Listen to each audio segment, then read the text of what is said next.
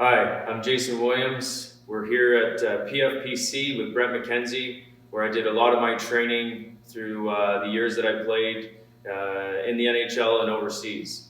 The Elgin Middlesex Chiefs came to me and asked if Brent and I could provide some video, some exercises for kids to do at home, in their garage or in a field, just to give them some exercises that they can do to help them become better athletes and better hockey players.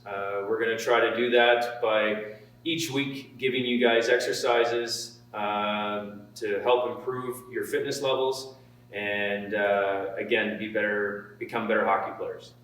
So I think with these videos, you're going to notice that many of the exercises to begin with are very simplistic. There's a reason behind that. One of the biggest flaws that Jason and myself see in the gym is a lack of foundational development. So what we're here today to do is basically develop that foundation to give you something to build upon. So as we move forward with these exercise video demonstrations weekly, you'll find ways to advance those exercises moving forward. So once we develop that foundation, then we can move forward and apply that to various sports. This isn't necessarily just about hockey. What we're trying to do here is develop better athletes to ensure that you can apply this to many facets of life in terms of strength, proprioception and balance, power, speed, agility. So there's various elements that we'd like to include. And again, giving you ideas of things that you can do during this challenging time. So stay tuned, and we hope that you guys tune in weekly to check out these videos. So here we have one of the most fundamental exercises when it comes to strength and conditioning. A standard exercise for many young kids, the push-up.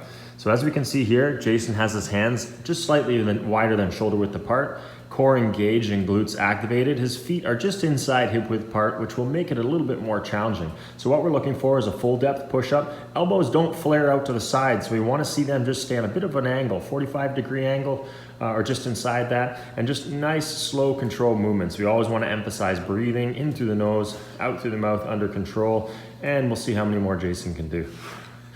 One thing we'll notice here, folks, is if you notice Jason's right hand, he is on that knuckle and on that fist. That's not something that we would typically have our athletes do. Jason is working through a previous injury that he had back in his pro playing days. So don't advocate for that specific hand motion, but if we keep letting Jason do these push-ups. Here we have another fundamental exercise, the squat. We commonly see this one done wrong in the gym. So what we're looking for here with Jason is we're getting him to 90 degrees or slightly lower in terms of depth as he drops down. Notice through the weight distribution that Jason's weight is through his midfoot and heel. If at all possible, you want to try to avoid too much forward, so avoiding those knees coming too far above the toes. There are times and places where that's acceptable, but in a particular foundational movement, we're looking for Jason just to hit about those 90-degree angles, keeping those knees apart. Notice his posture, nice and tall through the chest, strong core. At the top of the exercise, he's also engaging and activating the glutes.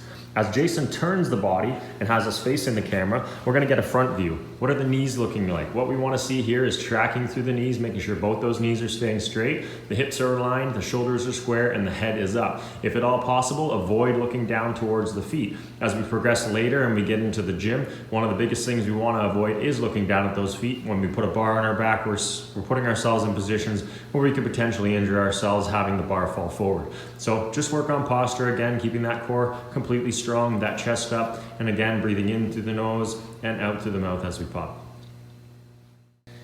Another foundational movement that we often see in gyms is the plank. The downfall to the plank is 90% of the time we see it done wrong. So what we're looking at here is a standard plank position. We've got elbows directly under shoulders, bent at approximately 90 degrees. Again, you want to make sure those elbows are right underneath the shoulders if you can without getting them too far in front of your body. As we move down the body, we're looking at the midsection. Again, strong core. Your core is engaged, so you're keeping that tight with your glutes activated. And again, feet are about hip width or just inside hip width apart. That can be modified to make this exercise easier or harder depending on what you're looking at and what your skill level is. So just holding this strong position, you can do this for time. You can add an additional game to this exercise. You can switch to single leg or alternate legs. But ultimately what we're looking for is a foundational position that's going to develop full body strength, core stability, and a nice strong foundation. Here we have a single leg balance exercise. Great for just overall body control, balance, and proprioception. So what we're looking at here is Jason's going unilateral, right hand to the ground while standing on the left foot. As he slowly controlled, lowers himself towards the floor, he's extending his right leg out. So again, what we're looking for as we extend that right leg is the hips square to the ground. You want to activate that right glute when possible. Posture should be long with that chest tall and that head up. And as you're controlling yourself, you want to think slow, controlled pauses. So pause at the bottom and pause at the top. The biggest thing we want to see is overall balance and body control. As Jason turns his body, you will notice again, what we're looking for, just like we did in squats, is tracking through the knee. So there's a lot that we can pick up as strength and conditioning coaches with regards to this exercise. When standing on the left foot, what we're looking for is, what is Jason's knee doing? What is his head doing? What are his shoulders doing? What are his hips doing? So all of these things should be square to the floor as he's moving through that motion. There are definitely ways we can advance this exercise. We can add knee drives, we can add plyometric hops, but again, these are things that we want to advance to after we build our foundational exercise. We have a great exercise for agility. This T agility exercise is simple. You can go with 3 cones. If you don't have 3 cones, you can use 3 soup cans. If you don't have that, you can use rocks, use whatever. Ultimately, what we're looking for here is quick lateral shifts as he's touching, quick explosive back pedal, quick explosive sprint. So what we're emphasizing is first step quickness, lateral directional change, and reverse runs. A simple, easy exercise you can do in your backyard, your basement, or out at a track.